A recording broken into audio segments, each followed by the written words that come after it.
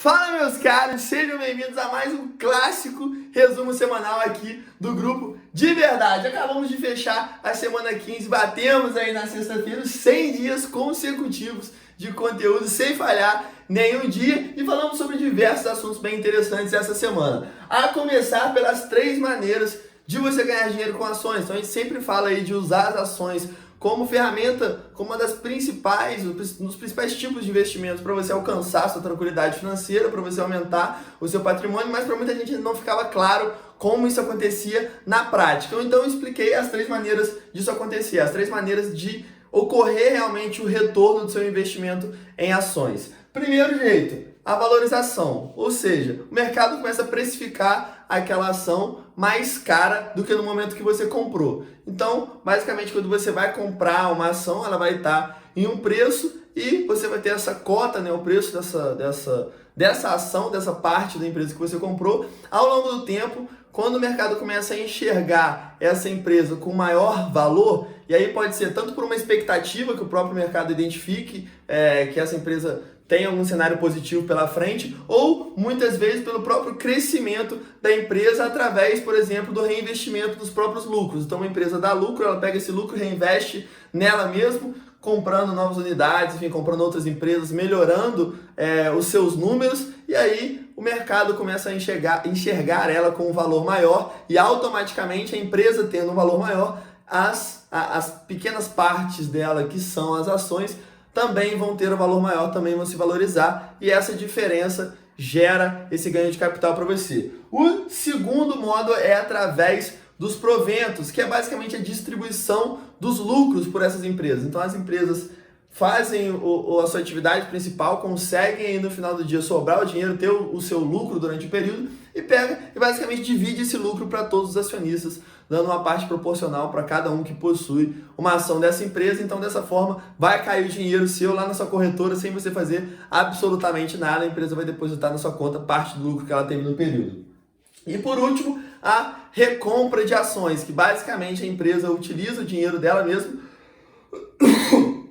do próprio caixa, para recomprar ações dela mesma, e dessa forma ela aumenta a participação dos acionistas, de quem já tem a ação comprada, eles passam a ter proporcionalmente um direito sobre um percentual maior da empresa e, consequentemente, isso gera uma valorização no seu ativo. Fechado? Depois a gente falou do CAGR, que trazendo para o bom e velho brasileiro, CAGR é a taxa média de crescimento composto de algum indicador. Então, normalmente se aplica aos lucros e à receita. O que isso mostra para a gente? O próprio nome diz, simplificando bastante, ele mostra o quanto algum número da empresa cresceu em média, de maneira composta, ao longo de um certo período de tempo. Normalmente se vê o CAGR de 5 anos. E aí eu dei um exemplo para mostrar para vocês como isso é na prática. Mostrei um exemplo da Hydrogazil, então mostrei o CAGR tanto da receita quanto dos lucros dessa empresa, e aí dos últimos 5 anos, e aí a gente observa claramente que é uma empresa de crescimento, que cresceu muito nos últimos 5 anos. O crescimento da receita que ela apresentou é mais de 10% por ano, e o crescimento dos lucros próximo aí dos 17% também ao ano.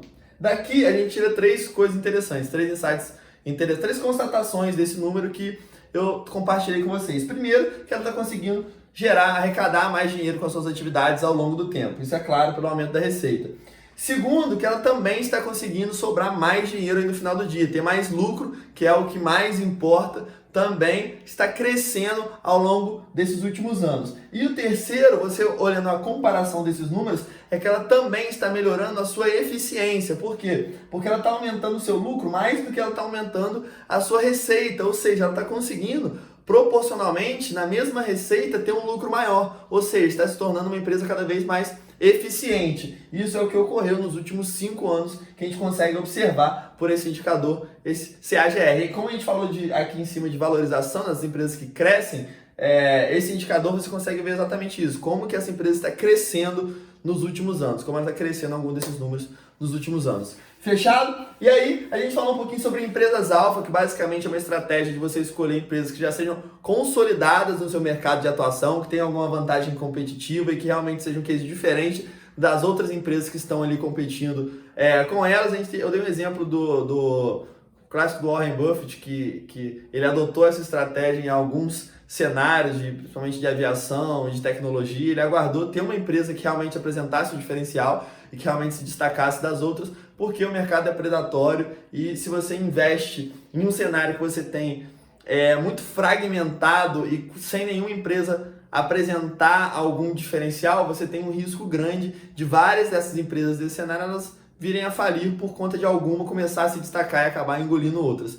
Então, você investindo dessa forma apenas nas empresas alfas, é claro, sempre tomando um cuidado para elas não estarem super precificadas, porque normalmente essas empresas elas tendem a ser vistas bem pelo mercado, é claro, porque são as empresas líderes, mas você investir nessa empresa, você realmente tem um potencial risco menor do que você não adotar nessa estratégia. Depois, a gente teve a carteira de verdade aí do mês de janeiro, a primeira do ano, e a gente botou aí na carteira Itaúsa e B3, falando de ações, então botamos algumas, começou a parte financeira a entrar na carteira também, a carteira continua voando, continua com rendimento maior que o Bovespa, e principalmente a gente continua continuando a aplicar toda a metodologia todos os meses, é isso que mais importa realmente. A gente também botou o fundo imobiliário VISC11 na carteira.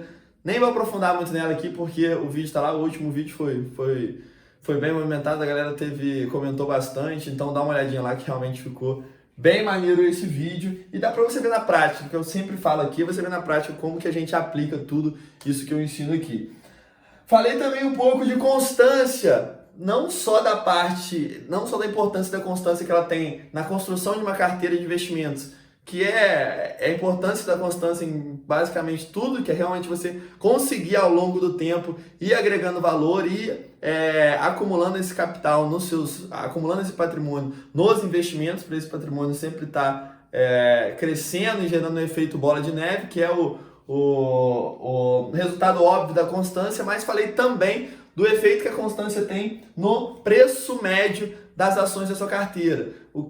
Qual é a principal coisa que a constância contribui em relação ao preço médio? Quando você aplica de forma mais fragmentada, dividindo seus aportes realmente ao longo dos meses e não botando um valor muito grande de uma vez só e depois ficando sem aportar nada, é que você acaba transformando o preço médio os preços médios das suas ações da carteira, dos seus fundos imobiliários, enfim, de qualquer ativo, realmente no preço médio próximo do mercado, realmente próximo do que o mercado precifica esse ativo. Por quê? Porque você vai pegar as altas e baixas dessa variação ao longo do tempo. Se você faz um investimento muito forte apenas em um período, sem fragmentar esse investimento, depois ficar muito tempo sem investir, você tem o risco de, nesse momento que você fez esse aporte, você está passando por uma oscilação de curto prazo, onde possa ter valorizado essa ação, você acaba marcando esse preço médio em um valor alto e acaba dificultando mais de você ter um retorno no futuro. Fechado? E por último, renda passiva com dólar, em dólar, né, na prática. Eu mostrei o resultado de investimento que eu fiz lá em dezembro, que eu mostrei para vocês na prática, a gente investindo em ações do exterior, e agora mostrando os resultados. A gente teve uma alta boa nesse mês, bem pouco tempo, né? Menos de um mês que eu fiz o investimento, foi no final de dezembro, e a gente já está aí foi uma conta que eu criei especificamente para fazer esse investimento, para mostrar para vocês o quão simples é investir lá fora, e a gente já tem aí mais de 150 dólares de valorização só nesse período de um mês. E também dentro desses resultados, principalmente das ações, né, que eu comprei lá fora, das stocks, eu dei 2 insights. Esses 2 insights, primeiro é sobre as 4 empresas que mais valorizaram nesse aporte que eu fiz lá no exterior. E aí eu dividi essas 4 empresas em 2 grupos. E esses 2 grupos, o destaque que eu quis dar é que você não encontra esse grupo de empresas para você investir no Brasil. Então, por isso que é mais um motivo da importância de você também diversificar em investimentos no exterior. Um grupo são empresas de atuação global. Então, eu falei da Apple e da United Health. As duas elas têm presença em todos os continentes, elas têm unidades espalhadas pelo mundo inteiro. Isso faz com que ela tenha uma proteção muito forte dos eventos locais. Por quê? Porque se você tem uma queda no mercado americano, você pode ao mesmo tempo estar tendo um crescimento do mercado chinês. Então, no caso da Apple, ela vende menos nos Estados Unidos, mas vai vender mais na China, enfim, assim por diante. Ela consegue diluir mais o seu risco ao redor do mundo inteiro, porque ela tem essa presença global. No Brasil você tem empresas, claro, que exportam para diversos países, mas você não tem uma globalização tão forte, uma empresa tão globalizada como é o caso de Apple, enfim, United Health, que realmente são muito fortes. E as outras duas empresas eu classifiquei nesse grupo, que são as empresas de tecnologia. Então eu falei de Infosys e F5 Networks. As duas, elas são gigantes do mercado de tecnologia. E um ponto que eu quis colocar é que realmente a grande chance de que essas empresas sejam as que estejam encabeçando aí a criação de tecnologia, enfim, participando dos projetos pilotos que a gente pode dizer assim, nesse segmento, no segmento de tecnologia. Por serem empresas com um grande capital, serem empresas grandes também de atuação global e por terem realmente uma estrutura já muito grande, são empresas muito bem consolidadas. No Brasil, a gente tem uma grande dificuldade de a gente encontrar empresas de tecnologia. Então, eu até falei algo que às vezes a gente se confunde um pouco, de empresas que utilizam a tecnologia, mas essas não são empresas de tecnologia. Eu falei das fintechs, por exemplo, elas são empresas financeiras que usam como base a tecnologia para poder prover uma melhor experiência para o seu cliente, mas são empresas financeiras. Empresas de tecnologia mesmo, é difícil você encontrar uma com tamanho considerável, enfim, que tem os fundamentos também que a gente gosta para investir a longo prazo, e isso o mercado americano também te possibilita. Fechado? Então é isso, vamos para dentro de mais uma semana. Dia 100 foi só o começo, eu quero chegar aí no dia 1000 e a gente vai chegar. Fechado? Boa semana para todo mundo, estamos juntos mais do que nunca. Aquele abraço.